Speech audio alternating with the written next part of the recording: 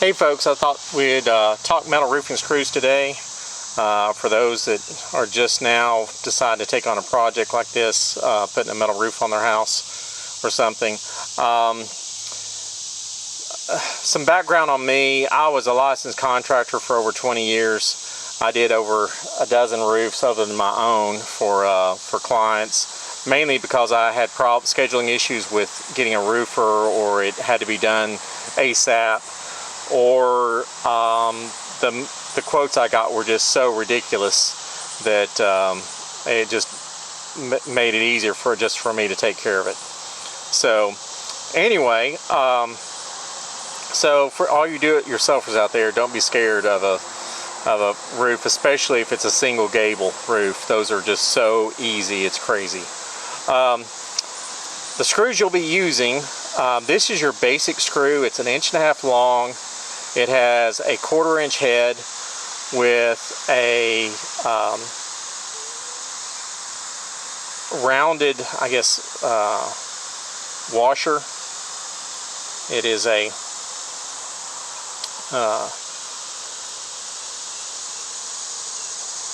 I'm trying to see if you can see the curvature on that. So it's a domed washer.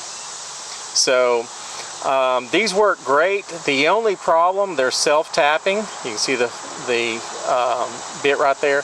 The only problem with these bits really is, and self-tapping means through wood, not so much through metal.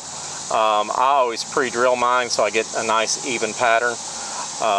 The biggest problem with these screws is you can over-tighten them, and if this domed washer, if you overset this, it will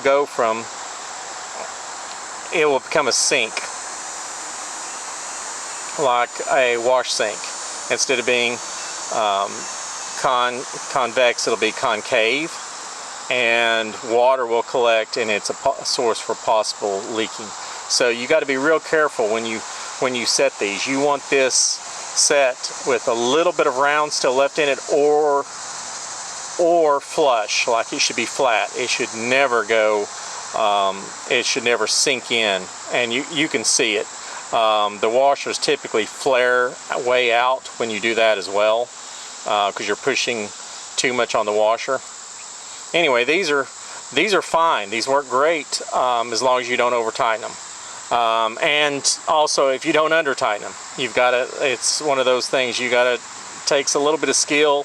And using an impact driver, you really can't count on the hammer of the impact or any kind of break with a drill. I've tried it. There's too much variation in the hardness of the piece of wood that you're going through at that particular place to really trust using any type of drill setting.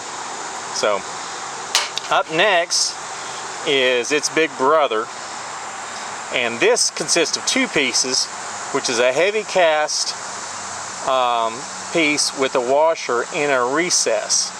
Now these are kind of goof-proof. Notice the difference in the diameter of the shaft. This is a 5/16 head versus a 1/4 inch, and obviously the thickness is much larger. This can be used for metal studding as well as wood. The biggest thing about these is you can't really over tighten these, because this metal ridge right here will stop the screw. You can strip it out, but you're not going to deform this. So these are great.